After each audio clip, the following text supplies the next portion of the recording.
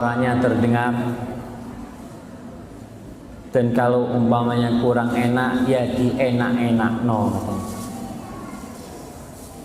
Tadi kita katakan hidup ini seperti menaiki kapal di lautan dengan bahtera yang kecil. Kalau yang besar itu kadangkala rada-rada aman gitu. Tapi kalau kapalnya kecil, subhanallah, kita benar-benar harus ahli bagaimana mengemudikan itu bahtera yang ditumpangin oleh orang lain. Ada istri kita di sana yang numpang sama kita, dan saya katakan ketika saya berada di atas kapal itu, saya tidak boleh berandai-andai lagi. Sudah di tengah laut yang ombaknya bergulung-gulung, yang kapal itu kadang-kadang naik, kemudian ya naik, subhanallah.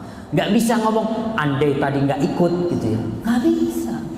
Kita malah buka pintu syaitan. Ya sudah, bismillah, ya Allah, sampaikan aku ke tempat tujuan ya Allah. Dengan kapal ini, dengan nahkodanya, ya dia nahkodanya.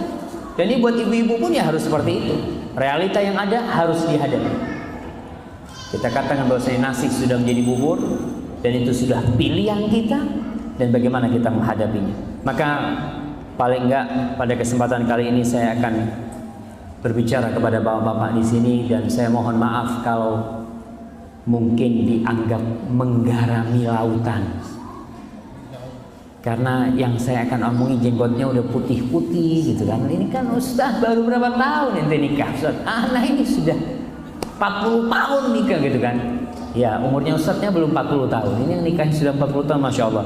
Tapi paling enggak saya cuma bisa merangkai kata-kata dari hadis-hadis Rasul, dari firman Allah Subhanahu wa taala, dari nasihat-nasihat para ulama yang semoga itu bermanfaat buat yang mau menikah, dan bagi yang belum menikah, dan juga bagi mereka yang telah menjalani pernikahan ini bertahun-tahun lamanya. Ma'asyiral muslimin, khususnya bapak-bapak, ingat antum semua adalah nahkoda. Ada sebuah ayat nahkoda, mungkin saya bisa sebut seperti itu. Ayat yang senantiasa menjadi pegangan kaum lelaki, yang biasanya kalau khutbah nikah disebutkan. Apa ayat itu? Angkat tangan, saya kasih hadiahnya, Insya Allah. Banyak hadiahnya sekarang. Fadhal. Nah, Ar-rijalu qawwamuna 'ala nisa. Antum sudah zuat? Kalau belum zuat, anak kasih yang kecil bukunya antum. Nah, fadhal. Iya, ini belum nikah udah hafal ayat itu, Mbak. Jadi ar-rijalu qawwamuna 'ala nisa, yang artinya suami-suami itu adalah pemimpin buat wanita. Betul, ayatnya nggak salah. Ayatnya benar, dan itu firman Allah Jalla Jalaluh yang penuh dengan hikmah. Allah mengatakan lelaki-lelaki adalah pemimpin bagi wanita. Karena apa dia jadi pemimpin? Karena memang Allah memberikan kelebihan buat dia. Allah mengatakan bima faddalallahu ba'dahum ala ba'din wa bima anfaqu min amwalihim. Lelaki menjadi pemimpin karena dua hal. Satu, dia memiliki sifat kepemimpinan, dan itu anugerah dari Allah. Dan yang kedua, karena lelaki memberikan nafkah kepada istri. Karena lelaki memberikan nafkah kepada istri. Kalau satu dari dua kriteria pemimpin ini tidak ada pada suami, biasanya pincang rumah tangga itu. Kepemimpinannya akan pincang. Ada suami-suami mungkin yang agak kurang seperti itu. Atau ada suami-suami yang tidak memberikan nafkah kepada istri. Bahkan istrinya bekerja untuk memberikan nafkah kepada keluarga. Siapa kira-kira yang jadi pemimpin di rumah? Kalau istrinya yang belanja, kira-kira siapa yang akan nyuruh? Istri. Mas, ayo mas, berangkat sana. Enggak. Karena dia, iya anak nggak dikasih makan kalau.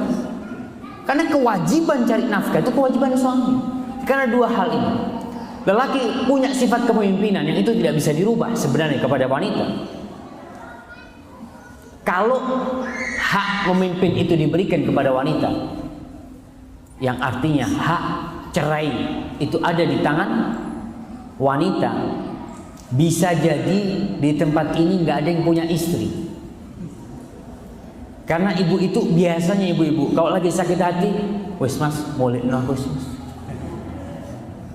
Dia lagi sakit hati sedikit sama suaminya minta pulang, gitu kan. Bersyukurlah yang rumah istrinya jauh, gitu kan. Kalau tonggo, mulai dewi, seperti itu. Makanya Allah tidak memberikan hak bercerai kepada wanita. Wanita yang ingin bercerai harus menggugat cerai. Tapi tidak dikasih hak dia bisa menceraikan suaminya. Dia mengatakan lagi marah suaminya, mas, sudah kau pulang ke rumah orang tuamu. Gak bisa ibu-ibu, gak bisa. Itu keutamaan Allah berikan. Karena orang laki itu pikirannya lebih panjang. Allah berikan seperti itu. Kita akan bicarakan sebentar lagi bagaimana sifat wanita. Kemudian wabima anfaqu min amwalihim. Karena dia memberikan nafkah. Saya ingat mendengarkan di radio Idzaatul Qur'anil Karim, ada seorang syekh yang dia itu pembina forum Buyutun Mutmainnah, rumah-rumah yang sakinah, rumah-rumah yang damai. Biasanya ada orang-orang suami-suami yang curhat, ya, punya masalah sama istrinya. Salah satu yang curhat itu dia mengatakan, syekh katanya ini di rumah udah mulai ribut terus. Yang pertanyaan ditanya sama syekh, dia tanya, yang kerja di rumah siapa? Istri. Ente tinggal di rumahnya siapa? Rumah mertua. Yang ngasih nafkah istri, rumahnya rumah mertua, gitu kan. Ya pantes lah. Terus ente gimana? Ya anak belum dapat kerjaan, syekh. Nah itulah, mungkin inti permasalahannya karena kepemimpinannya pincang. Yang ngasih nafkah siapa? Istri. Kalau istrinya soleha aman. Seperti istrinya Abdullah bin Mas'ud radhiyallahu taala anhu. Abdullah bin Mas'ud miskin dia, miskin. Istrinya masya Allah nggak kaya, tapi istrinya itu suka jual, pandai menenun ya. Dia bikin-bikin pakai tangannya, dia jual. Ada penghasilan si istri. Sampai si istri ini suatu hari mendengar Rasul sallallahu alaihi wasallam bersabda tentang sedekah. Maka dia pulang nih, ketemu sama suaminya. Wahai suamiku, kayaknya mulai sekarang nama istrinya Zainab. Subhanallah. Ketika saya baca hadis ini, saya sampai bercita-cita, ya Allah kalau anak punya anak kasih nama Zainab nanti. Karena lihat nih sikap istrinya Abdullah bin Mas'ud. Dia ngomong sama suaminya, wahai suamiku, kayaknya mulai besok mungkin aku nggak bisa bantuin engkau. Karena aku kepingin sedekah. Dengan hasil kerjanya yang sedikit, dia kepingin sedekah. Dia pikir kalau buat suaminya kan gak sedekah. Katanya Ibnu Mas'ud, gak apa-apa. Allah gak akan memelaratkan kita, mensia-siakan kita, gak akan, kata dia. Tapi kau tanya dulu sama Rasul SAW. Datang tanya lagi nih kepada Rasul SAW. Cerita kejadiannya, kata Rasul SAW, yang kau berikan kepada suamimu itu dihitung sedekah. Dihitung sedekah. Ya akhirnya sudah selesai. Maka dia pulang, tetap pemberiannya diberikan kepada suaminya dan si istri menghormati suami.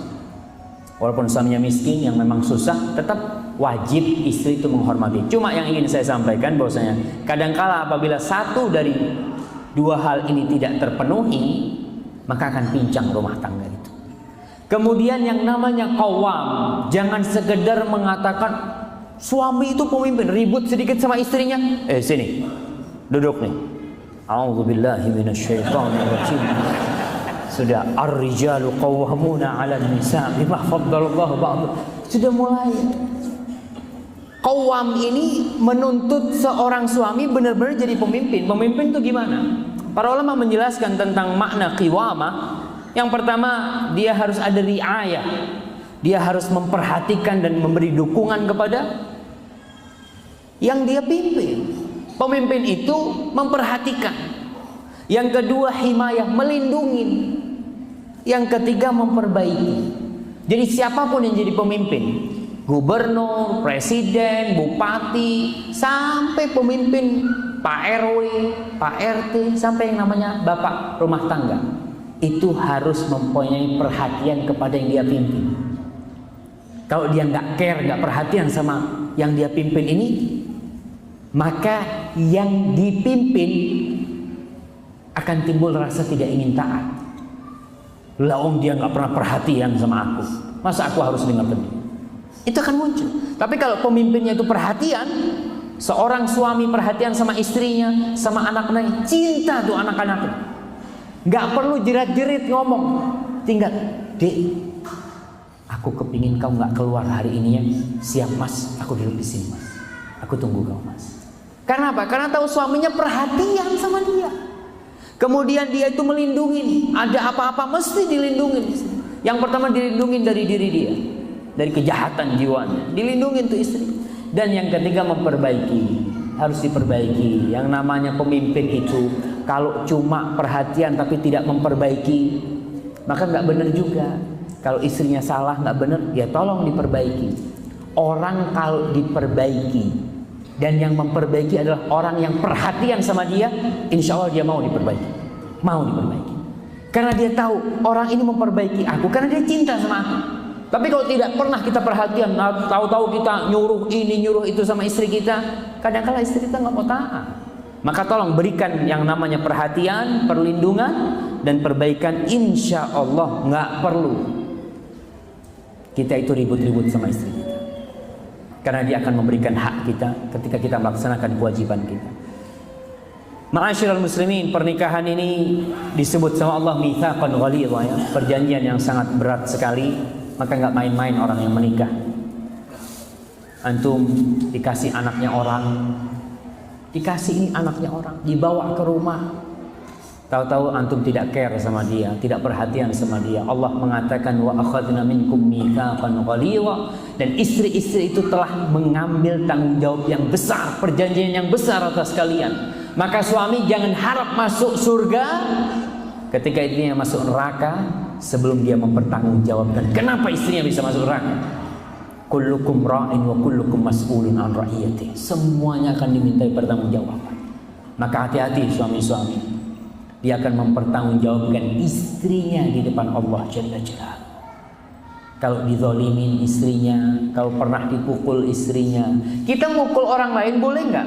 Nggak boleh. Apalagi istri kita yang seharusnya kita hormatin, ya ternyata kita pukul. Maka hati-hati, perjanjian ini perjanjian besar. Maka selayaknya orang yang mau menikah dan yang sudah menikah itu belajar tentang nikah. Dia pelajari gimana sih kewajiban anak sebagai suami, apa hak istri anak, apa saja yang bisa menjadikan rumah tangga ini berbahagia, yang menjadikan baiti jannati. Harus belajar. Dan ingat, nggak sia-sia ketika kita belajar, nggak sia-sia. Yang pertama, kita tidak akan dilaknat oleh Allah SWT dengan belajar itu. Maka para jamaah, hal pertama yang perlu kita pelajarin ini mengenal perempuan. Mengenal, bukan PDKT, bukan pendekatan dengan anak kepingin tahu dengan fulanah. Perempuan ini punya sifat yang secara umum mirip. Ibu-ibu tolong didengarkan, kalau ustadznya salah diperbaikin nanti lewat pertanyaan lah. Karena mengatakan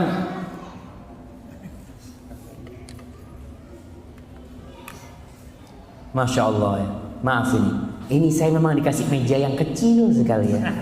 Masya Allah, kecil, yang kecil itu indah, nggak apa-apa. Ya kalau ada yang salah tolong perbaikin masalah sifat wanita. Karena suami ini, seorang lelaki itu sekedar membaca, melihat, memperhatikan, kemudian menyimpulkan dari ayat-ayat Allah, dari hadis Rasul, dari perkataan ulama tentang sifat-sifat wanita. Kenapa kita harus tahu dengan sifat wanita ini? Tadi kita katakan tak kenal maka tak sayang. Orang yang mau memelihara kelinci, dia mau pelihara kelinci, apa dia cuma beli dia bawa pulang ke rumah? Enggak. Dia harus pelajari kelinci ini mangane opo. Oh, kelinci ini mas, kelinci ini manganannya rawon gitu. Dia kasih rawon, mati kelincinya. Karena enggak, ini kelinci makannya enggak rawon, makannya wortel gitu kan. Harus pelajari, kelinci ini tinggalnya dia ngerong dalam tanah. Kita pelajarin, insya Allah bisa hidup tuh kelinci yang kita beli. Banyak anak-anak kecil yang beli hewan-hewan itu, tapi dia nggak tahu makanannya apa, gimana hidupnya. 2-3 hari mati. Dan kita bawa anaknya orang ke rumah kita, harus dipelajari. Kasih tahu, ini perempuan ini makannya apa. Kalau masalah makan insya Allah sama. Tapi ada perempuan-perempuan, mas saya ini tiap hari makannya gurita mas. Gitu. Waduh susah juga gitu kan. Ya tapi kalau kita tahu kesukaan istri kita gurita, ya kita carikan gurita lah. Tiap hari mancing gurita, nih, son kita kasih gurita. Kalau memang kesukaannya itu, supaya apa? Supaya bisa hidup. Kita kalau nggak kenal sama wanita, nggak tahu sama sifatnya, nggak tahu sama sikapnya, kadangkala kita menzalimin dia. Berapa banyak orang yang ingin memuliakan, tapi ternyata menzalimi. Seperti tadi, punya kelinci dikasih rawon, dia pikir ya biar dia, anak kan makan rawon, masa dia makan rumput? Enggak lah, anak kasih rawon. Dia ingin mengasihi, tapi ternyata dia malah membuatnya mati. Maka kita butuh ilmu lah. Bagaimana kita merawat istri kita yang kita pindah dari rumah orang tuanya ke rumah kita. Itu harus dipelajari. Dan kita akan pelajari khutwah-khutwah.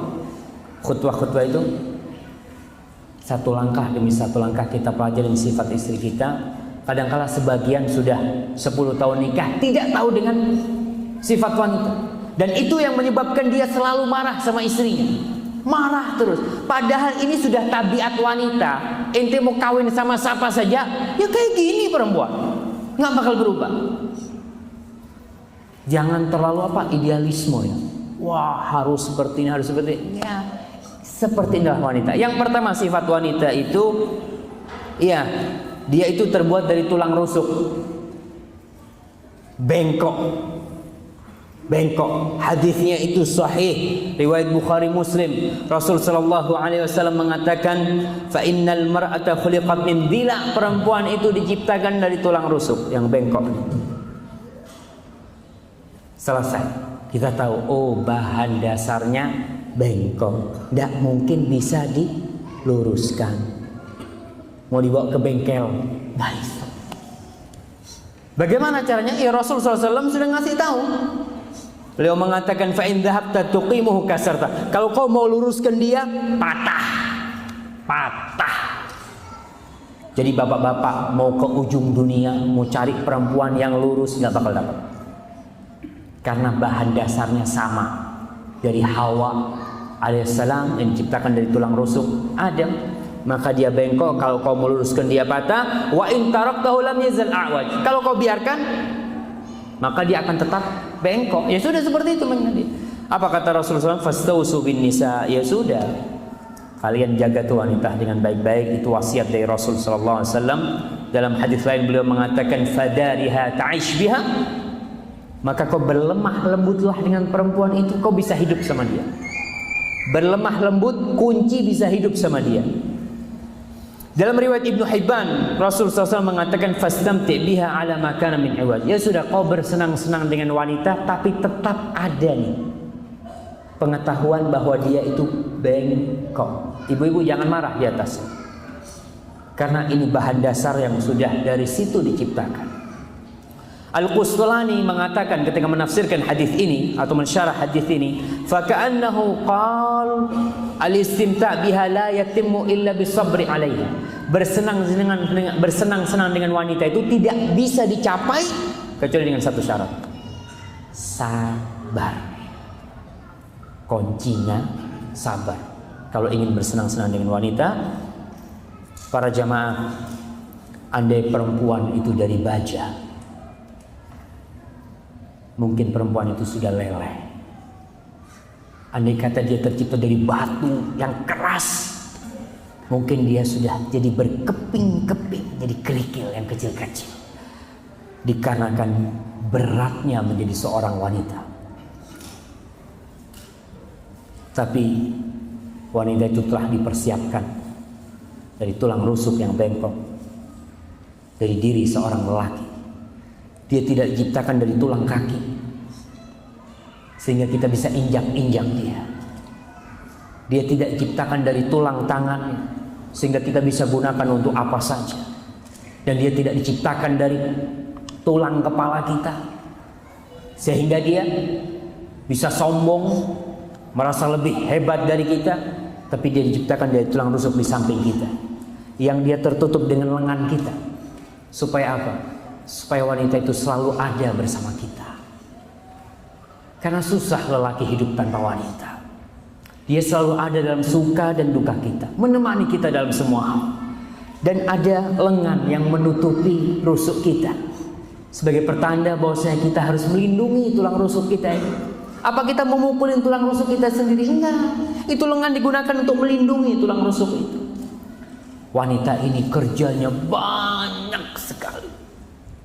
Bagaimana dia itu dari pagi sampai sore, sampai malam, sampai pagi lagi untuk suami. Dan dia sabar menghadapi kita.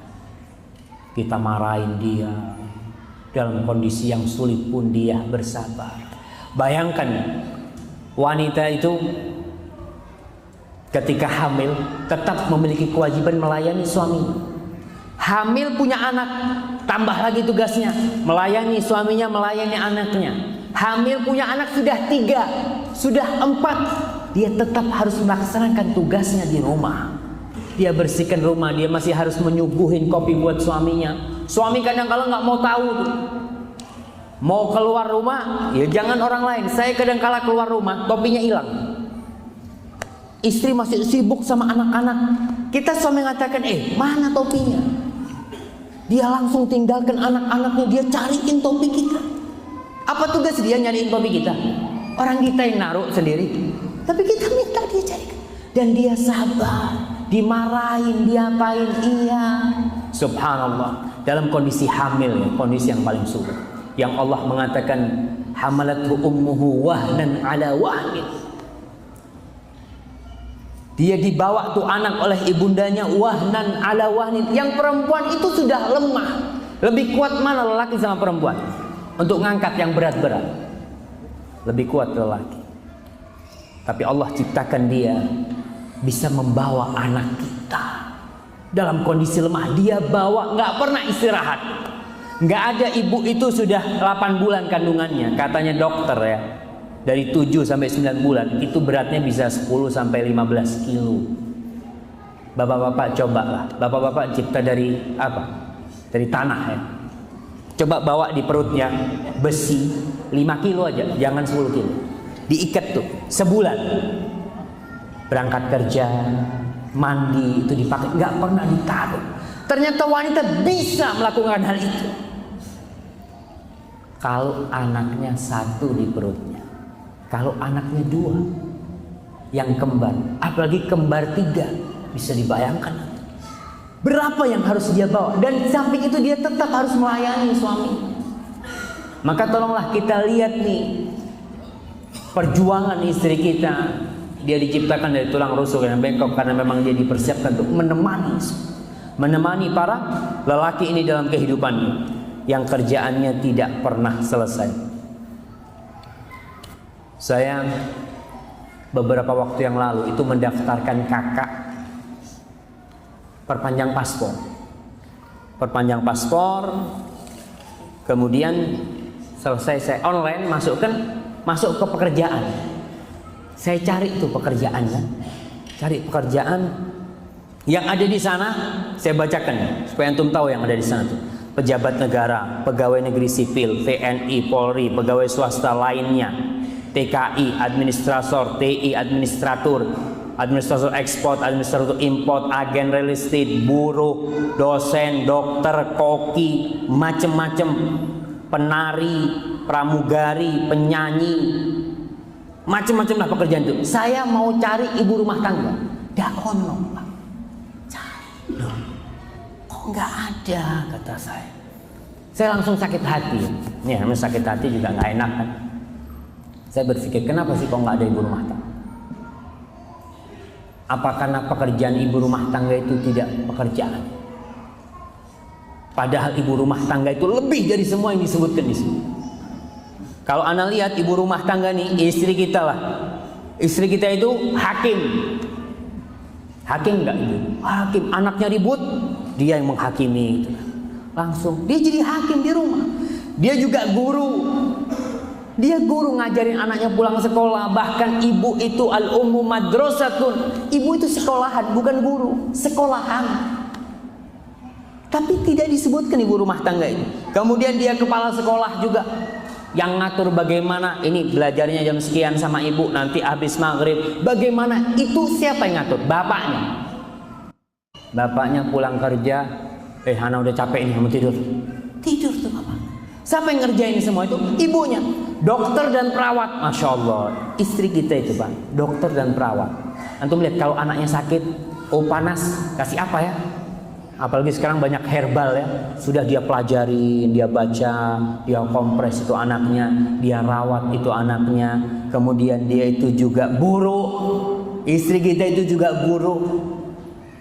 Tadi di kerjaan sana ada guru yang ngurus rumah si istri, yang bersih-bersih ada kotoran. Antum lihat kalau lagi habis makan, bapak-bapak ngangkatin piring ke tempat cuci piring itu.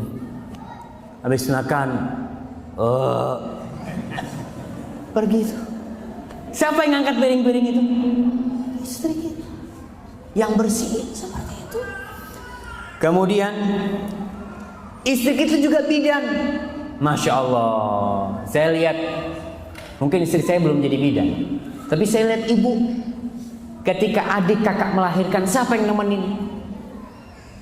Perempuan yang nemenin, yang ngasih tahu, nah kau itu supaya lahirnya mudah, disuruh ngepel ya, suruh apa, suruh jalan seperti, diajarin dia, ditemenin sampai lahir. Kalau bidan nemenin orang lahir sama marah-marah, tapi kalau ibu, subhanallah, ditemenin. Cucunya yang mau lahir ini keluar, sabar nak, doa nak, minta sama Allah nak, subhanallah. Itu tugas seorang wanita, dan dia bendahara ya. Perempuan itu juga bendahara di rumah. Tadi di kerjaan situ ada penari. Istri kita juga penari. Buat siapa? Buat suami-suaminya. Ada ya suami-suami yang istrinya penari di sini? Ada nggak? Nggak ada. Ya ibu-ibu sekali-kali lah menari buat suaminya.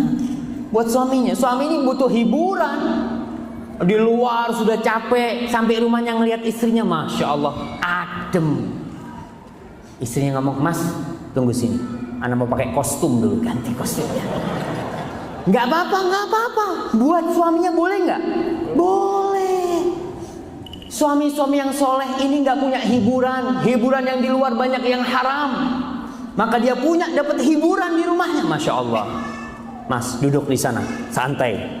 Ana sediakan kopi tehnya. Ana mau ganti seragam dulu. Nari buat suaminya. Itu suami yang itu istri yang soleha dan suami yang soleh tentunya seperti itu.